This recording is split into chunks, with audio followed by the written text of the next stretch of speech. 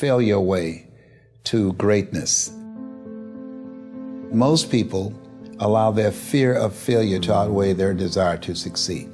When you're willing to fail again and again and again, when you make up your mind to become unstoppable, when you make up your mind to become a no matter what person, then that will then give birth to a part of yourself that you don't know right now.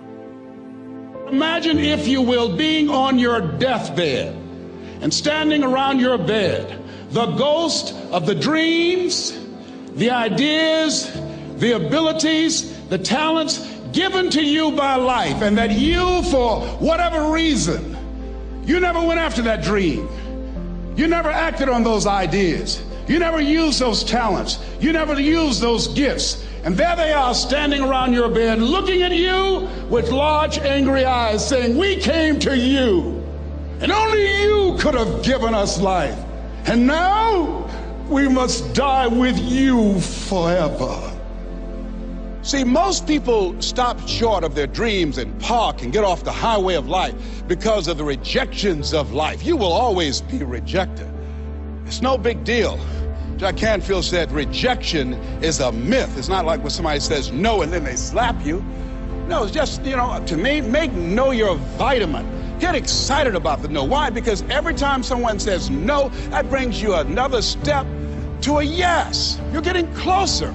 Trust me, you will win if you don't quit. You will win if you don't quit. Even a broke clock is right twice a day. As you go through the challenges of life and you look at it and embrace whatever comes to you, don't run from it.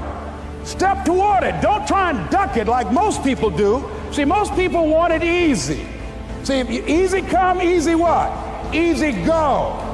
See, but when you go at what you're going to deal with and you deal with the difficulties of it, when you handle those hard things close at hand, making those hard decisions right now that you don't want to make, learning those things that you don't like to do, but you know that in order for you to get where you want to go, this is one of the hoops that you have to flip through. And I'm saying to you, whatever you got to do it, because if you don't, life is going to whoop you until you surrender. You have something that you brought to the universe, and that if you decide that my life deserves my developing this what I do well, and becoming the best at it, and mastering myself, and seeing what I have within me, if you decide to drop your buckets where you are and develop your gifts, I grant you, you'll never ever be without. I grant you that your gifts will take you places that will literally amaze you. I grant you that if you begin to work to develop your gifts, you'll develop a strong sense of happiness. You'll get a larger vision of yourself, because part of beginning to get a larger vision of yourself, all of us need some area of our lives where we can have a feeling of competence. That people know when they think about this area, that's something you do. That you eat and sleep that. And that you do that. You do that. Changing is not easy. That changing your life, changing habits, reinventing yourself, picking yourself up after life has knocked you flat on your back. I've got to say, when life knocked you down, try and land on your back, because if you can look up, you can get up. Well, that sounds cute, but that's not easy. When I was diagnosed with prostate cancer 17 years ago, that first time that happened, I said, hey, I can handle this. Then when it came back a year later, last year, 17 years later, and this time it metastasized to 7 areas of my body and ate 40% of my T1 vertebrae. Now the stakes are higher. Is this life saying, okay, Mr. Motivator, you beat cancer the first time. What you gonna do now? I started laughing. When the doctor told me, he said, why are you laughing? Are you in denial? I said, no. I said, I feel like Mother Teresa. He said, what do you mean? She said, Lord, I know you know how much I can bear. I just wish you to have so much confidence in me. I said, the stakes are higher. So I've got to dig in, I've got to fight more. Because at the end of the day, life is a fight for territory. And once you stop fighting for what you want, what you don't want will automatically take over. And so it's a fight, it's a challenge in life every day. And what we have to do is embrace it. What we have to do is see it as a project to be worked on. In life, you will always be faced with a series of God-ordained opportunities, brilliantly disguised as problems and challenges. And so I see even cancer as a gift, as a God-ordained opportunity.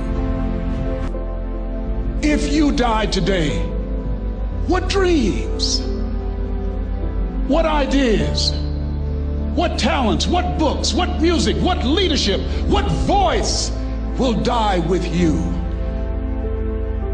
There are a lot of people who are biting their fingers in fear that they might lose their jobs. But there are few people who have decided within themselves, I'm going to make it. Some people aren't waiting to be cut. Some people are moving on their own because they feel within themselves, I've got what it takes to make it. They're not afraid about tomorrow because of how they see themselves, because of what they feel that they deserve, because of what they feel that they can create for themselves. Because these people have decided, as they look at the future, as they look at themselves, there's a way. Where there's a will, there's a way for me to begin to create a way out of no way. And when you have that kind of consciousness, when you have that kind of spirit, nothing can stop you. Nothing.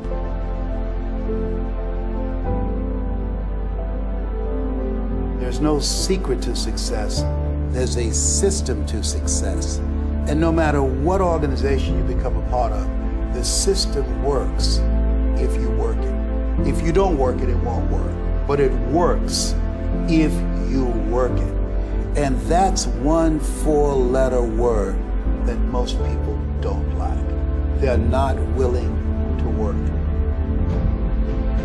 There are winners, there are losers, and there are people who have not discovered how to win.